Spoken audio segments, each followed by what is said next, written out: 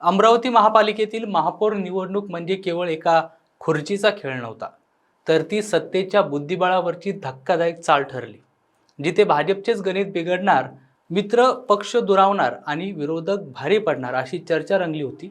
त्या ठिकाणी एका अनपेक्षित मतानं सगळं चित्रच उलटलं. एका कट्टर विरोधक मानल्या जाणाऱ्या AIMIMच्या एका नगरसेविकेच्या मतावर भाजपचं कमळ अमरावतीत फुललं आणि अनेक राजकीय डाव कोलमडून पडले. पण या विजयाच्या बदल्यात एका नगरसेविकेचं राजकीय भविष्य पणाला लागलंय. भाजपने महायुतीतील अंतर्गत भांडण, नाराजी आणि बंडखोरीच्या धुरळ्यातून असा मास्टर स्ट्रोक मारला की विरोधकांना सावरायला वेळच मिळाला नाही. MIMने व्हीप जारी करूनही एका मतानं पक्षादेश मोडला गेला आणि त्या क्षणी सत्तेचं पारडं भाजपच्या बाजूनं झुकलं. श्रीचंद तेजवानी महापौर झाले, पण त्याचवेळी MIMच्या मीरा कांबळे यांच्यावर हकालपट्टीची कुऱ्हाड कोसळली. आता प्रश्न एकच आहे की हा निर्णय मीरा कांबळेंचा राजकीय आत्मघात ठरणार की नव्या राजकीय खेळीची सुरुवात होणार? एक मत, एक खुर्ची आणि एक नगरसेविका. अमरावतीतील ही राजकीय कथा अजून संपलेली नाही.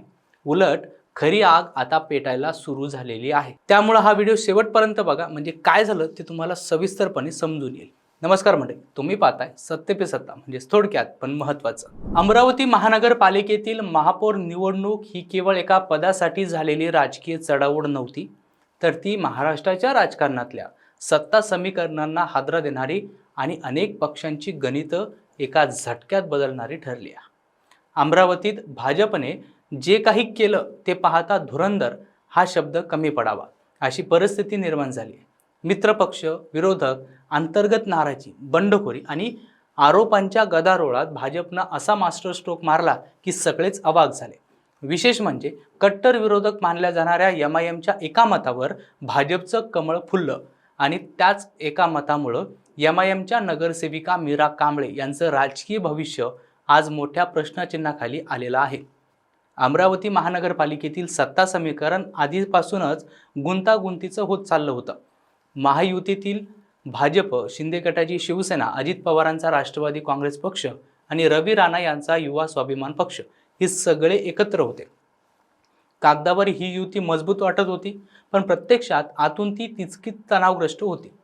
भाजप विरोधात उघड नाराजी, उमेदवारीवरून झालेल्या कुरबुरी, निवडणुकीत पराभव झालेल्या कार्यकर्त्यांचा असंतोष आणि युवा स्वाभिमानी पक्षासोबतचे मतभेद, या सगळ्यामुळं भाजपसमोर मोठं आव्हान उभं राहिलं होतं. इतकंच नव्हे तर भाजपच्या 22 उमेदवारांनी, ज्यातील 20 जण निवडणुकीत पराभूत झाले होते, त्यांनी थेट मुख्यमंत्री देवेंद्र फडणवीस यांना पत्र लिहून नवनीत राणा यांच्या पक्षातील भूमिकेविरोधात नाराजी व्यक्त केली होती.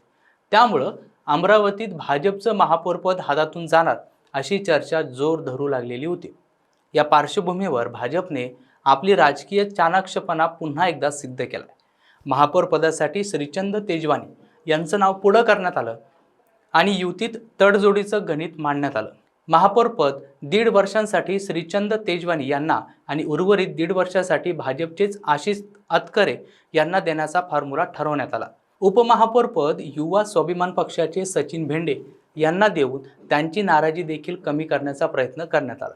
वरवर पाहता सगळं आलबेल वाटत असलं तरी खरी कसोटी मतदानाच्या दिवशी होती. याच ठिकाणी या संपूर्ण राजकीय नाट्याला वेगळंच वळण मिळालं. या निवडणुकीत निर्णायक ठरलं ते म्हणजे MIMच्या नगरसेविका मीरा कांबळे यांचं एक मत. MIMने अधिकृतपणे व्हीप जारी करून भाजप विरोधात मतदान करण्याचे आदेश दिले होते.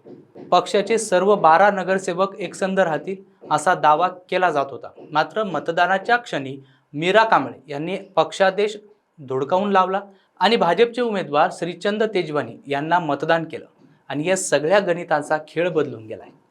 या एका मतामुळं भाजपचं पारडं जड ठरलं आणि श्रीचंद तेजवानी अमरावतीचे महापौर झाले.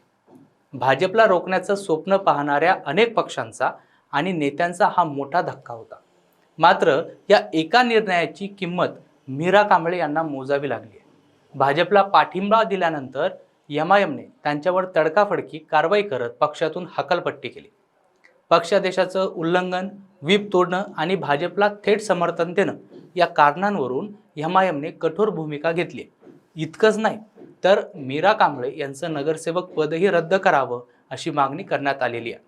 या संदर्भात MIM कडून अमरावती महानगरपालिका आयुक्तांना देखील अधिकृत पत्र देण्यात आलं असून आता हा विषय कायदेशीर पातळीवरही जाण्याची शक्यता आहे। भारतीय संविधानातील दलबदल विरोधी कायद्यानुसार पक्षादेश मोडल्यास नगरसेवकाचं पद धोक्यात येऊ शकतं। त्यामुळं आता प्रश्न असा आहे की मीरा कांबळे यांच्यावर केवळ पक्षांतर्गत कारवाई होणार की त्यांचं नगरसेवक पदही जाणार? आयुक्त आणि संबंधित प्राधिकरण यावर काय निर्णय घेतात याकडे आता संपूर्ण महाराष्ट्राचं लक्ष लागलेलं आहे। काही जण याला थेट राजकीय बळी म्हणत आहेत, तर काहींच्या मते मीरा कांबळे यांनी जाणून बुजून मोठा धोका पत्करून हा निर्णय घेतलाय। या सगळ्या घडामोडीत भाजपचा फायदा मात्र स्पष्ट दिसतो। विरोधकांमधील फूट, मित्रपक्षांमधील नाराजी आणि योग्य क्षणी योग्य चाल टाकण्याची क्षमता भाजपने पुन्हा एकदा दाखवून दिली आहे। अमरावतीत भाजप केवळ जिंकली नाही, तर तिने आपल्या विरोधकांना मानसिकदृष्ट्या देखील हादरवलेला आहे। दुसरीकडे MIM ला मात्र या घटनेमुळे मोठा धक्का बसलाय। पक्ष शिस्तीचा मुद्दा पुढे करत कठोर कारवाई जरी करण्यात आली असली तरी पक्षातील नियंत्रण, एकजूट आणि रणनीतीवर प्रश्नचिन्ह निर्माण झालेलं आहे। मीरा कांबळे यांचा निर्णय हा वैयक्तिक राजकीय धाडस होता की कुठल्या मोठ्या राजकीय गणिताचा भाग, यावर आता जोरदार चर्चा सुरू झालेली आहे। काहींच्या मते हा निर्णय त्यांच्या राजकीय कारकिर्दीचा शेवट ठरू शकतो, तर काही जण म्हणताय की हा निर्णय त्यांच्या नव्या राजकीय वाटचालीची सुरुवात ठरू शकतो। मात्र सध्याच्या घडीला सत्य हे आहे की अमरावती महानगरपालिकेतील एका मतानं संपूर्ण राजकीय चित्र बदलून टाकलं। एकीकडे भाजपचा विजय तर दुसरीकडे MIM मधील फूट, महायुतीतील अंतर्गत ताणतणाव आणि एका नगरसेविकेच्या निर्णयामुळे उभं राहिलेलं राजकीय वादळ, या सगळ्यामुळं अमरावती पुन्हा एकदा महाराष्ट्राच्या राजकारणाच्या केंद्रस्थानी आलेली आहे। येत्या काळात मीरा कांबळे यांचं नगरसेवक पद टिकतं का, त्यांचं राजकीय भविष्य कोणत्या दिशेने जातं आणि भाजप या विजयाचा कसा राजकीय फायदा उचलते हे पाहणं अत्यंत रंजक आणि तेवढंच महत्त्वाचं ठरणार आहे। बाकी मंडळी, MIMच्या नगरसेविकेनं उचललेलं हे पाऊल या संदर्भात तुम्हाला नेमकं काय वाटतं ते कमेंट करून नक्कीच कळवा आणि अशाच माहितीपूर्ण व्हिडिओसाठी पाहत राहा सत्य पे सत्ता, म्हणजे थोडक्यात पण महत्त्वाचं। या ॲलर्जीचा फार त्रास होतो।